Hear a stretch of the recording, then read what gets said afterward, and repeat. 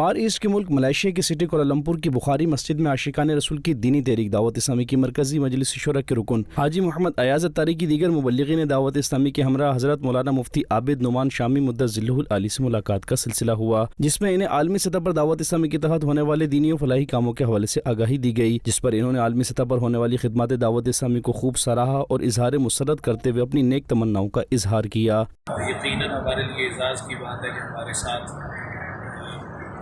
شورا کے اہم ممبر جناب محترم قاری ایاز اتاری صاحب دعوت ملاقات آج ہماری ملاقات کی ترکیب بنی۔ دعا گو ہے اللہ تعالیٰ دعوت اسلامی کو دگنی رات چگنی ترقی عطا فرمائے اور بدزینت بدفضل لوگوں سے اس یقیناً عالمگیر تحریک کو محفوظ فرمائے۔ انشاءاللہ العزیز ملیشیا میں جس طرح کہ مجھے بتایا گیا ہے دعوت اسلامی کا مرکز بھی تعمیر ہوگا۔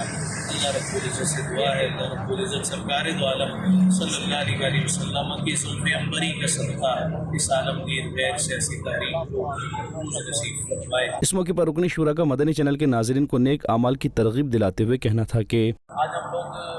ملائیشیا کی بخاری مسجد کے اندر موجود ہیں۔ نیکی کے کام میں جتنی جلدی کریں گے انشاءاللہ اتنا زیادہ فائدہ ہوگا۔ دعوت اسلامی کے ہفتہ وار اجتماع میں شرکت کرتے رہیے، مدرسۃ المدینہ بالغان میں بھی شرکت کرتے رہیے، اور دعوت اسلامی کا ایک بہت اہم ترین کام جو مدنی چینل پر ہوتا ہے وہ ہفتہ وار مدنی مذاکرہ ہے۔ لازمی مدنی مذاکرہ دیکھیے گا بھی، سنیے گا بھی، انشاءاللہ بہت کچھ سیکھنے کو